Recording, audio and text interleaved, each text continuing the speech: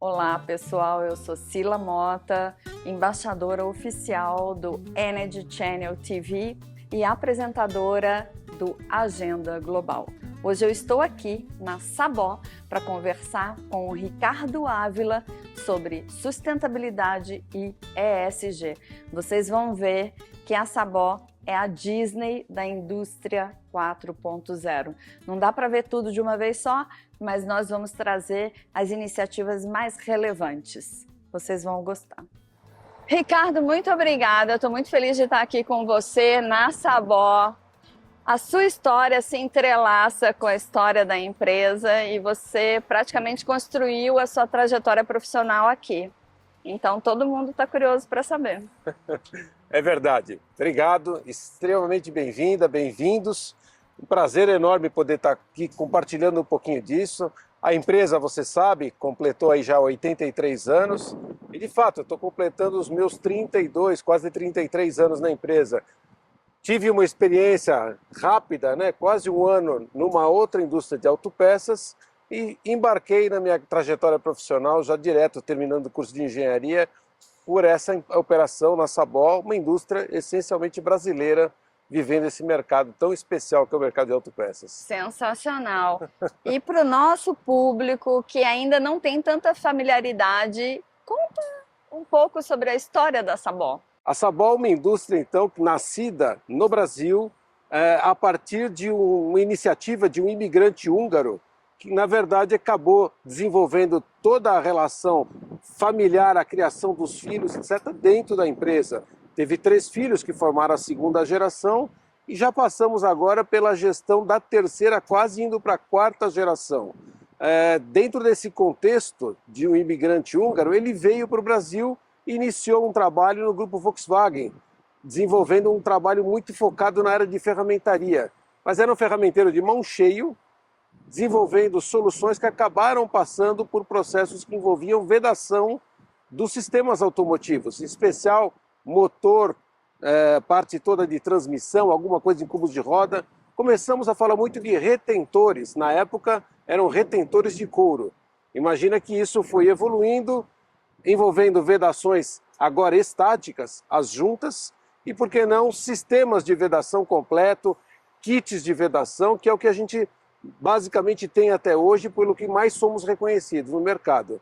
E atuam em todo o território nacional e também internacional. É isso, a empresa, ela, principalmente a partir da década de 90, comecinho da década de 90, avançou para o mercado global, desenvolvendo plantas aí fora. Então nós colocamos 3 plantas na Alemanha, uma na Áustria, uma na Hungria, uma na China, uma nos Estados Unidos, além da operação na Argentina, que até hoje segue conosco. A empresa, ela veio desenvolvendo demais esse contato para poder estar próximo dos clientes, próximo aos centros de desenvolvimento que os clientes tinham. E, lógico, para vender a sua imagem, a sua marca, criar algum reconhecimento. Mas, no fundo, sempre teve no DNA muita visão de desenvolver tecnologia, competitividade e sabendo da importância de escala. Aos poucos nós voltamos a concentrar os negócios industriais, a operação aqui no Brasil, mas considerando essa prática global de negócios. Então hoje temos importado muita coisa, desenvolvemos muito a indústria local, nacional, também nacionalizando muita coisa, temos vários parceiros locais e exportamos muito também. Chegamos a ser destacados em alguns momentos como uma das empresas mais relevantes na prática de comércio exterior no Brasil. Então isso para nós é motivo de muito orgulho, mas a verdade é que nós acabamos recuando desses avanços para outros mercados, no sentido de evitar a perda de sinergia. Temos toda a operação industrial concentrada no estado de São Paulo, aqui na cidade de Mojimirim, e temos um escritório técnico-comercial e uma operação logística na Argentina, além da operação logística na cidade de Cajamar e o escritório técnico-comercial na cidade de São Paulo. Daqui nós atendemos o mundo, essa é a verdade. Posso adicionar uma pessoa da nossa equipe prestando serviço diretamente aos clientes nos Estados Unidos, aos clientes do mercado original. Então isso nós também temos, mas já não temos mais as fábricas, as operações distribuídas aí ao redor do mundo. Ricardo, você tem um cuidado todo especial com a gestão da fábrica. É uma das plantas mais bonitas que eu já visitei em toda a minha vida. E você também dedica um olhar muito atencioso para a sustentabilidade e para o ESG. Vamos começar a mostrar o que tem de iniciativa aqui na planta? Claro, vamos Então, lá. vamos lá? Venha comigo.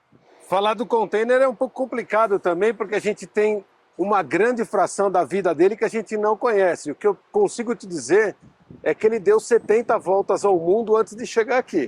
Isso realmente é fato, mas a gente percebeu já na prática dos desafios que envolviam principalmente a questão de alfabetização digital do nosso pessoal. Quando a gente começa a falar de práticas envolvendo a indústria 4.0 e discutindo eficiência, nós vimos a necessidade de facilitar esse trânsito pelo mundo digital para os nossos funcionários.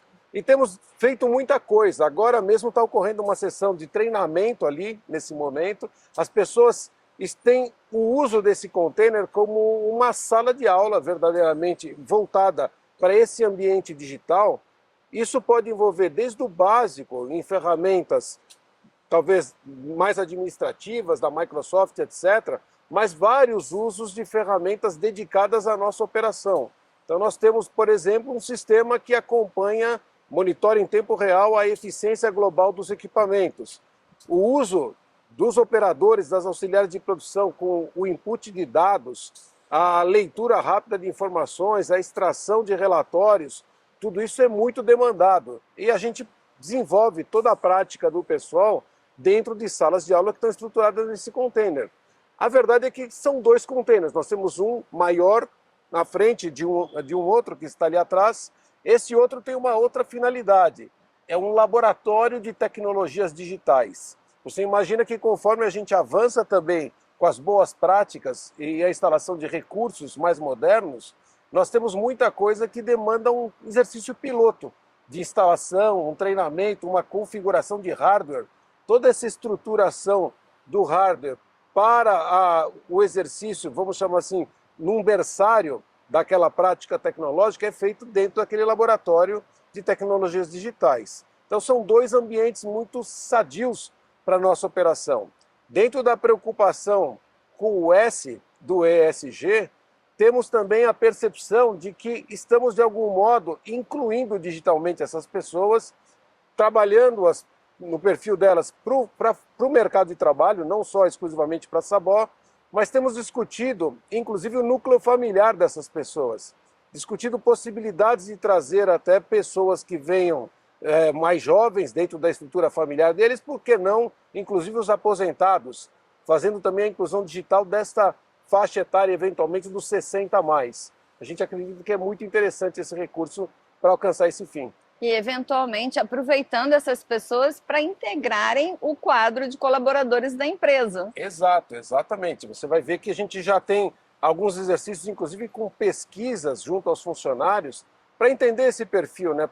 Nós temos pessoas que estão efetivamente aposentadas aí dentro desse grupo e aposentado com nenhuma intenção de voltar ao mercado de trabalho, e tem pessoas que se autodenominam desempregadas, claramente buscando uma oportunidade.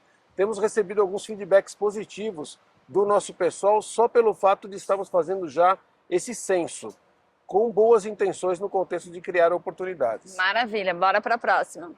Aqui tem bastante iniciativa legal para a gente mostrar para o nosso pessoal. Vamos começar por onde? Acho que tem bastante coisa interessante, né? Quando a gente fala dessas questões, inclusive sociais, acabamos de falar da questão digital, né? Daquilo que a gente está, inclusive, instigando o pessoal a ir buscar de tecnologia, de aprendizado.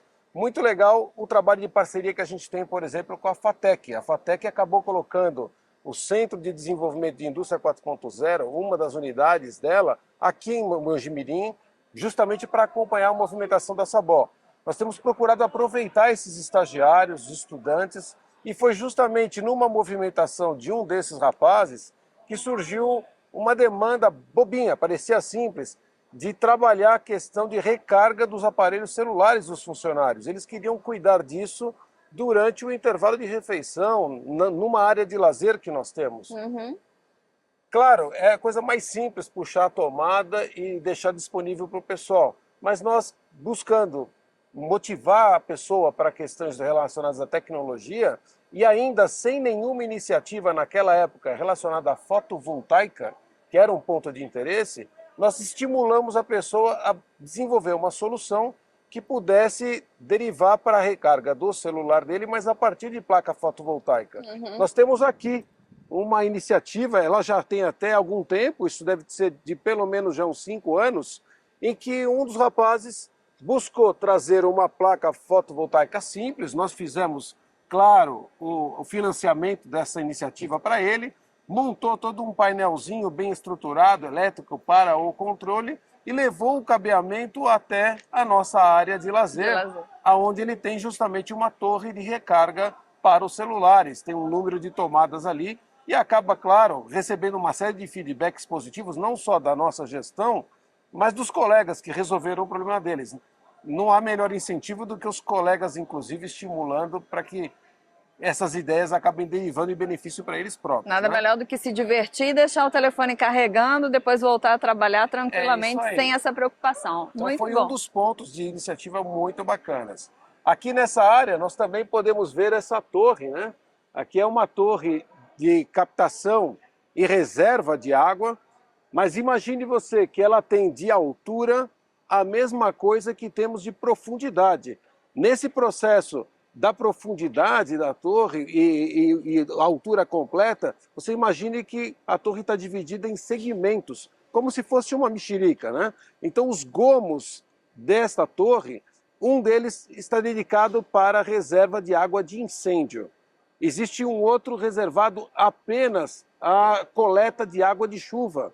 Você imagina que eu tenho aqui 10 mil metros quadrados, cerca de 1/3 hoje desse telhado faz a reserva e acúmulo de água de chuva. É muito interessante esse processo. O outro terço trabalha com uma reserva de água fornecida mesmo pela operadora local. Mas estamos agora trabalhando a expansão dessa reserva de água de chuva. Nós temos pelo menos mais 70 metros cúbicos de água sendo reservado numa iniciativa que está em construção justamente aqui ao lado. É algo bastante interessante o que se economiza dentro desse processo de aproveitamento de água e o impacto que a gente reduz. Essa planta, eu devo dizer que ela não é uma planta extremamente demandante em termos de água. A água nossa é basicamente para o uso humano, mas tem feito muita diferença. Existe toda uma instalação derivada dessa torre que abastece todos os banheiros da operação. Nós temos basicamente vasos sanitários conectados a isso, como temos também várias torneiras de rega de jardim distribuídas pelo site. Nós vamos poder ver alguns desses pontos de irrigação já conectados ao sistema. Tem uma curiosidade também sobre o mictório que você explicou para a gente. Legal, Silvia, bem lembrado. É verdade, nós temos essa planta com uma característica de 100% dos mictórios aquafree. Pouca gente conhece esse sistema, mas é um sistema duplo valvulado que elimina a possibilidade do retorno de odores, mas toda a louça desse mictório é tratada de forma que realmente não pare nenhum resíduo no processo. Válido dizer que com um becker de água oxigenada, uma vez ao dia, se faz a limpeza completa. E mais de 100 mil litros de água por mictório por ano de economia. É muita economia para uma planta que tem aí 1.100 funcionários, cerca de 52% homens, para vocês terem ideia, né? O planeta agradece e a sociedade também. Não tenho dúvida. E lá? Ah, válido sem dúvida nenhuma. Já pegar daqui mesmo esse olhar, a gente perceber a instalação de tantas placas fotovoltaicas, né? Nós justamente acabamos derivando essas instalações a partir de algum aprendizado, por que não dizer, com a própria torre de carga do celular. Naquele processo, nós fizemos toda uma instalação que permitiu fazermos um processo de conexão com leituras em tempo real. Nós temos essa administração daquilo que estamos evitando puxar da rede e gerando uma economia capturada todos os dias. Vocês vão ver que nós temos vários medidores de consumo dos nossos recursos energéticos.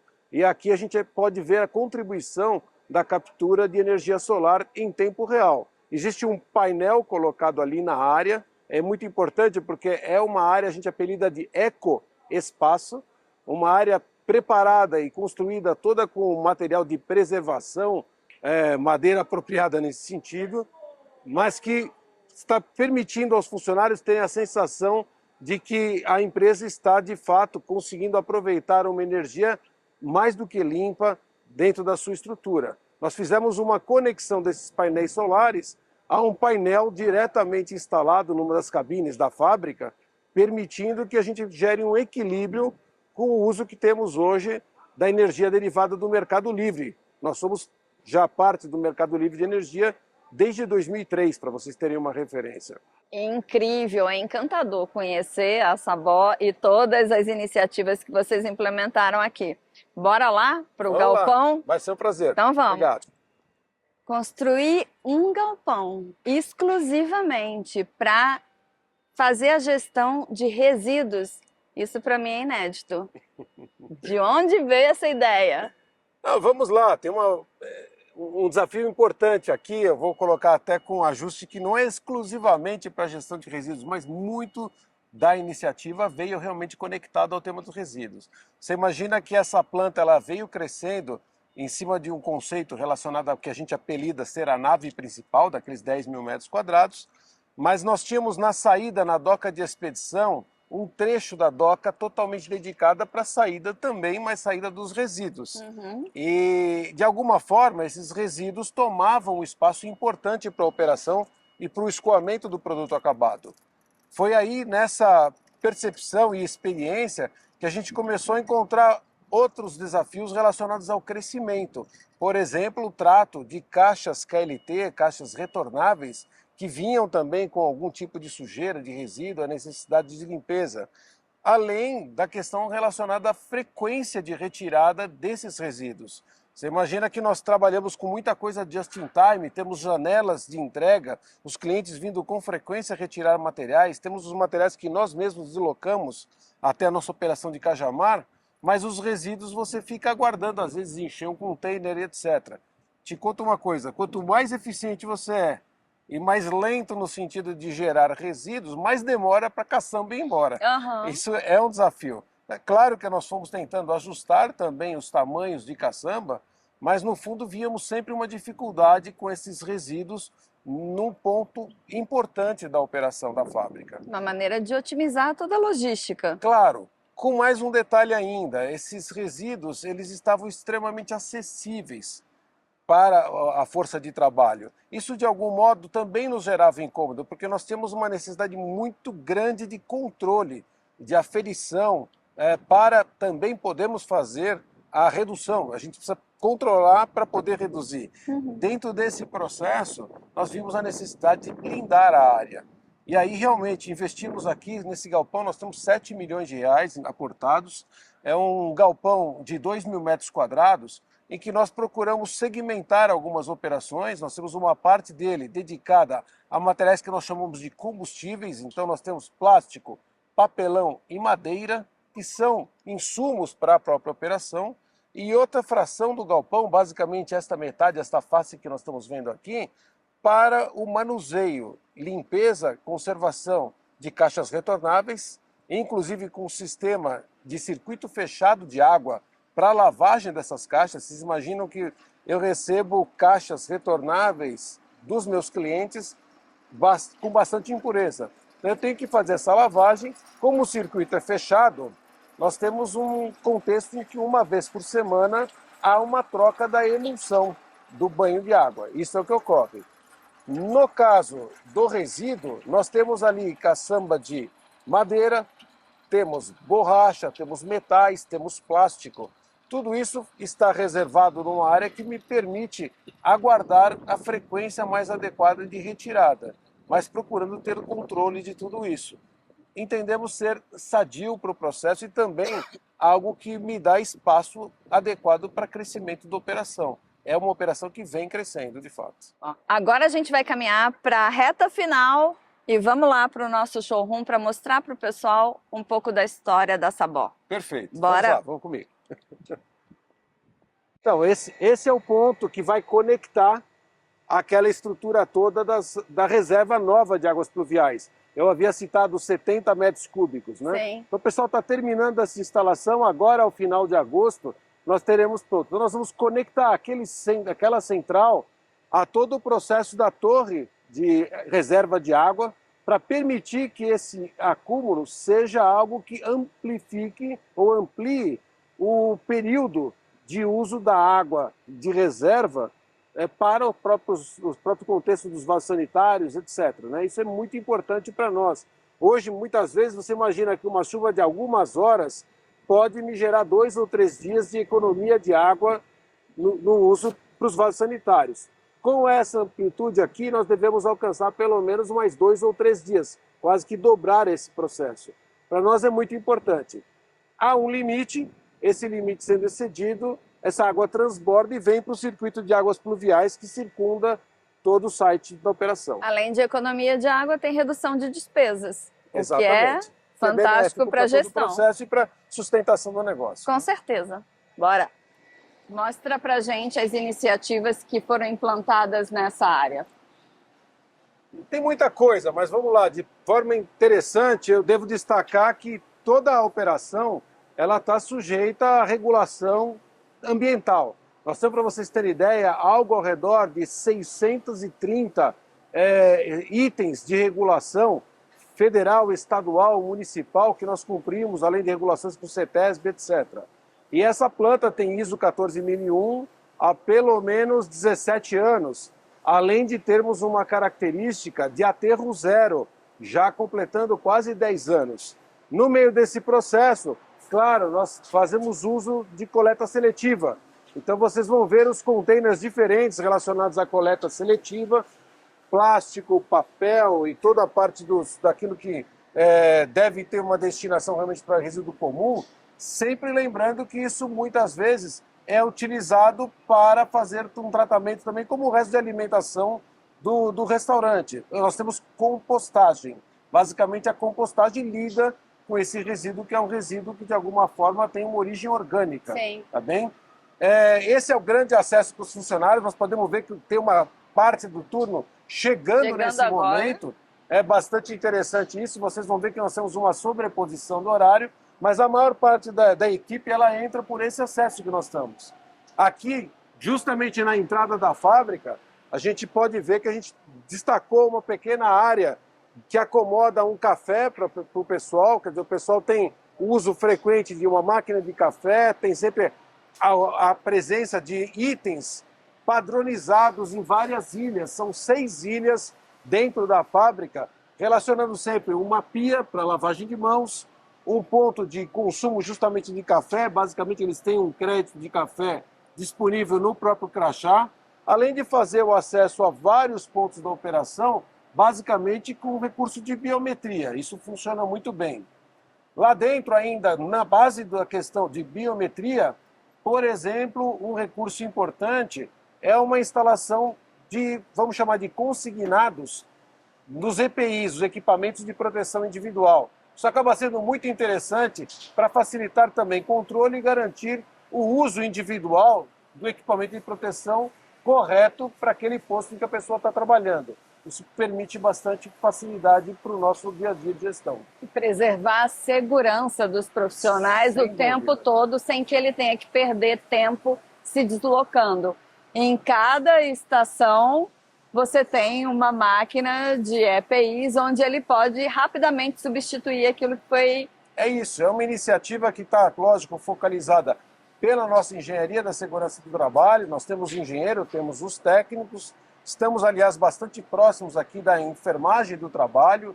Isso é um trabalho muito conectado deles com a estrutura de RH.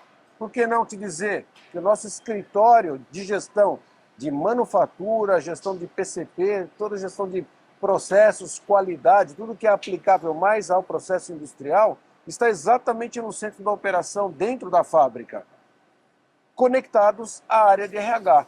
Nossa área de recursos humanos está instalada no centro da operação, justamente para facilitar o acesso constante dos funcionários. Para não perder nada de vista, para atuar de forma mais rápida, mais dinâmica e manter a motivação de toda a equipe que você roda hoje praticamente 100%, né? Você tem 3 ou 4 turnos? Nós temos 3 turnos. Acaba tendo um quarto turno que é o turno administrativo, vamos chamar assim, caixas de sugestões. Então é mais um mecanismo de comunicação com a gestão através dessas caixinhas que a gente tem na operação. Outro ponto que me chama muita atenção aqui na Sabó é o ambiente, o astral das pessoas. As pessoas trabalham felizes. E como o Ricardo interage com elas, como ele cumprimenta, como ele é querido, como as pessoas têm uma receptividade muito grande. Isso demonstra a empatia e o acolhimento de uma liderança humanizada. Muito obrigado. Obrigado realmente. A gente tem procurado trabalhar muito essa comunicação, estarmos o tempo todo onde as coisas acontecem. A gente usa a linguagem do Lean Manufacturing, a história de estar no Gemba, né? Exatamente aonde as coisas estão acontecendo. E trabalhando muito essa comunicação, fazendo o uso de um ativo que a gente tem, que muitas vezes é o tempo de casa médio dos funcionários. Vocês vão verificar que tem muita gente com bastante tempo de casa, mas ao mesmo tempo uma preocupação constante com sucessão nas diversas áreas. Então é possível identificar todo esse trabalho de distribuição do perfil etário, também do perfil, às vezes, relacionado à questão do gênero, né? Homens e mulheres, totalmente distribuído. Então, essa distribuição mais completa dentro do perfil da operação permite que, quando a gente faz trabalho em equipe, quando a gente faz qualquer discussão coletiva, existem prismas, né, pontos de vista diferentes que acabam contribuindo. A gente incentiva muito o atrito saudável, né? Quer dizer, você tem que atritar para fazer trocas, para evoluir, para gerar consenso, né? E trazer para as pessoas a vontade de permanecer aqui. Porque nós vimos também muita gente lá de cabeça branca, que está aqui há muitos anos, o turnover aqui é bem baixo. E outro ponto que vocês valorizam é a diversidade e o espaço que vocês abrem para as mulheres. Sim, a gente realmente tem procurado cuidar muito disso. A Sabó, aliás, hoje me parece é a segunda, se não a primeira maior incentivadora de um programa da FAUDEI, que vamos chamar assim, é uma associação que traz em comunhão engenharia da Alemanha e engenharia do Brasil e que tem uma iniciativa Industry for Her. Então é a indústria para as mulheres. A Sabó é uma das maiores incentivadoras desse programa, como, por exemplo, nós temos na área também do aftermarket, no nosso contato com o mercado, um incentivo que conecta as mulheres caminhoneiras, por exemplo, as mulheres na estrada. São trabalhos muito interessantes que a gente procura fazer dentro das nossas operações industriais, administrativas, mas por que não na nossa relação com o mercado também. O mercado de clientes, no lado, vamos chamar assim, a gente olha para upstream e downstream, né? E também estamos olhando para os fornecedores. Ainda é muito comum, às vezes, a gente chamar para uma reunião com os fornecedores e a gente vê poucas representantes femininas, mas temos discutido muito isso com a cadeia, para ver como é que isso fica mais acolhedor para um público mais diverso. É incrível. Agora a gente vai fechar a nossa conversa, você contando como que isso tudo começou. Vamos lá. Sustentabilidade ESG é uma pauta relativamente nova no Brasil e para algumas empresas. Como que essa história começou na Sabó?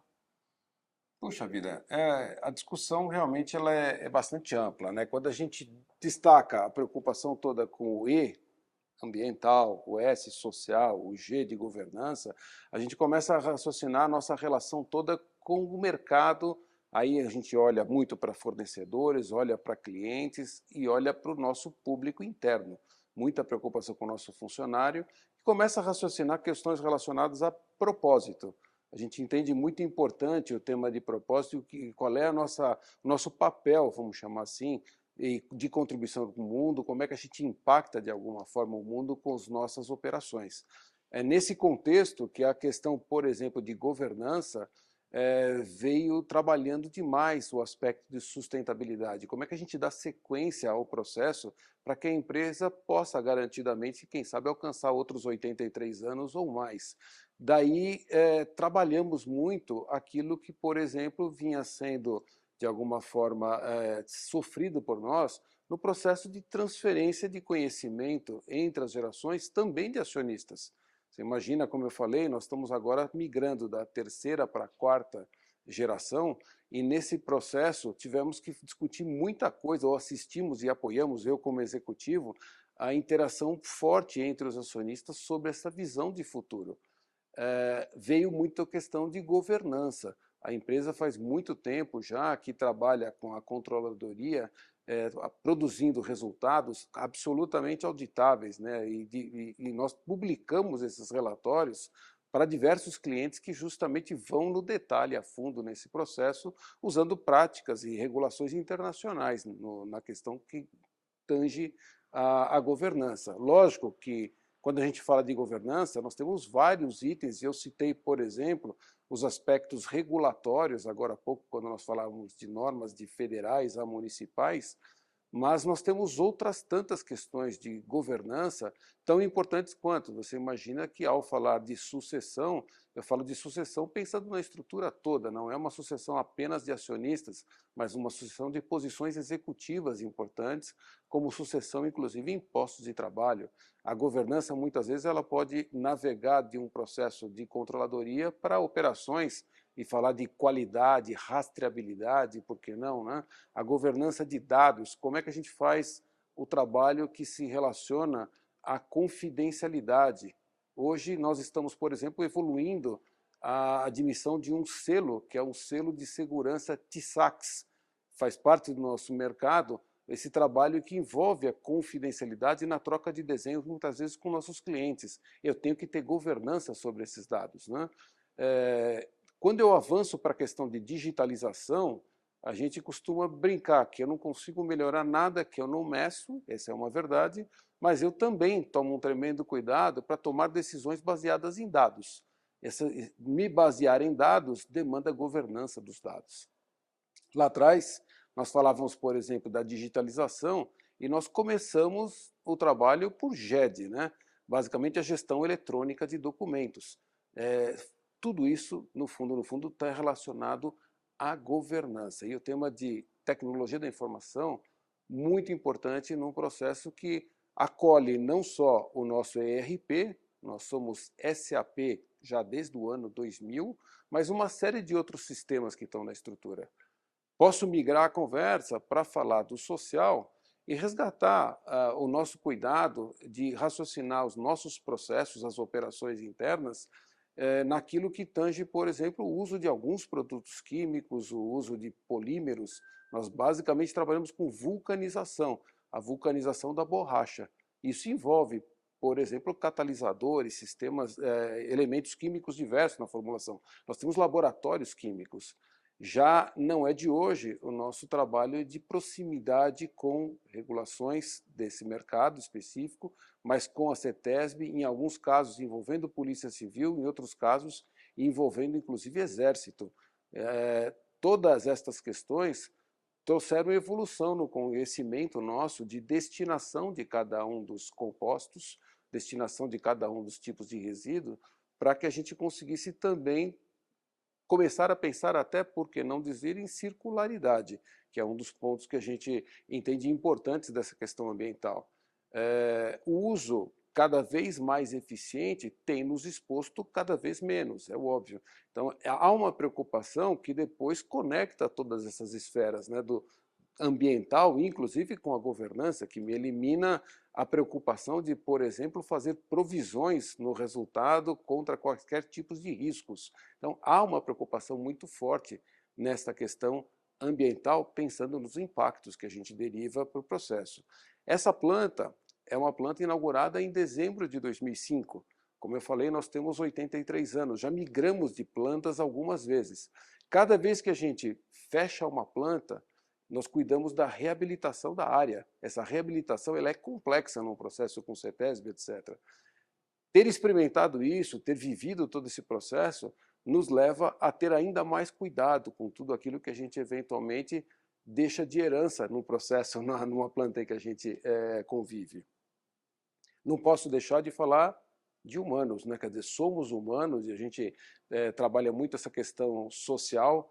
Há uma preocupação de fazer sempre um algo a mais, né? Hoje a gente vê o governo, por exemplo, pedindo um censo que trabalha justamente essa questão de gênero, a distribuição, inclusive nos diversos papéis, né, na operação, e a gente entende que o relatório que é exigido, por exemplo, a presença no site da empresa e etc., é um relatório ainda muito simples. Nós temos procurado fornecer muito mais insumos de dados e informação para que o público externo, inclusive, compreenda a operação, compreenda a empresa e o tipo de negócio que nós temos aqui, o tipo de gente que nós somos. E aqui é o tipo de pessoas que nós queremos que se relacionem conosco. A gente entende isso muito importante no processo e temos procurado sempre entender o nosso público e o público com quem a gente se relaciona.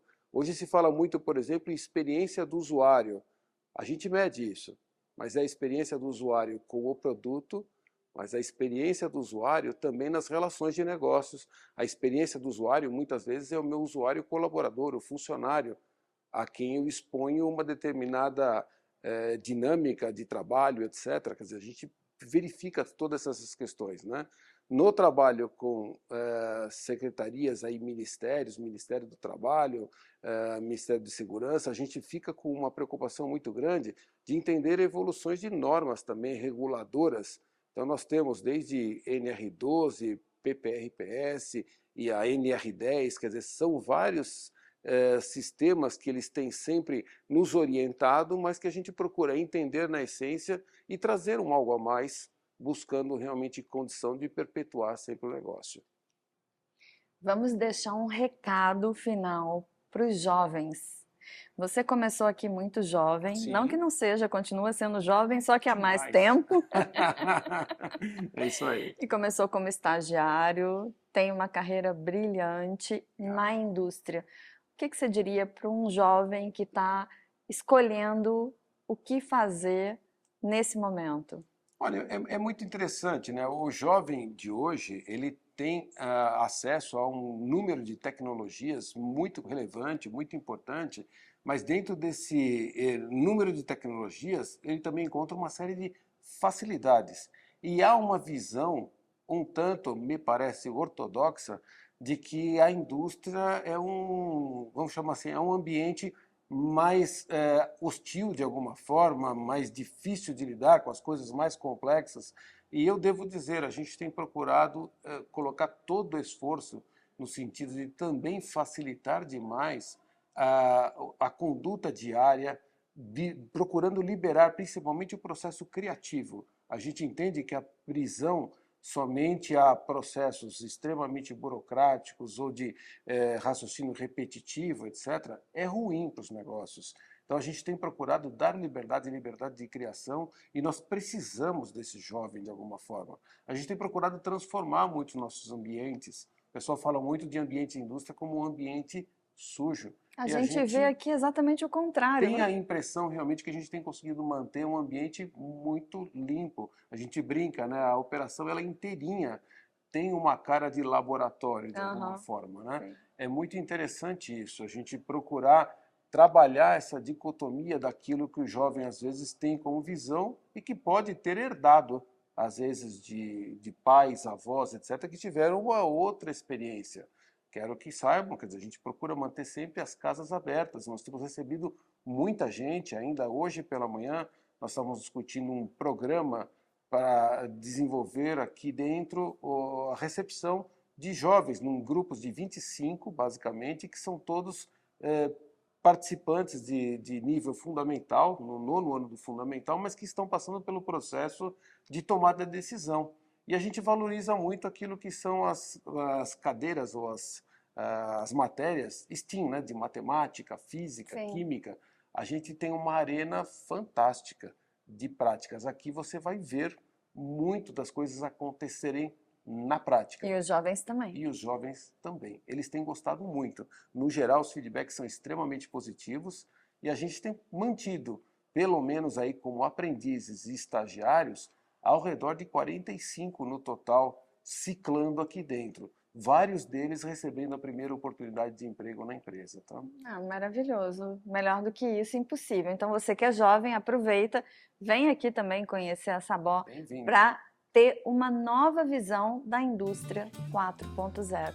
Ricardo, muito obrigada pela sua gentileza, pela sua receptividade de sempre. Eu brinco com ele dizendo que aqui é a Disney da indústria, não dá para fazer tudo de uma vez só, tem que vir aos poucos. Legal. Obrigada, querido. Até a próxima. Obrigado, Obrigado. Esse foi o Agenda Global aqui na Sabó, junto com Ricardo Ávila. Você também quer fazer parte desse programa? Entra aqui no nosso link, manda sua mensagem que nós vamos gravar na sua empresa. Aproveita, segue as nossas redes, baixa o aplicativo para você não perder nada do que a gente está mostrando para o mundo em relação às iniciativas de sustentabilidade e ESG. A gente se vê.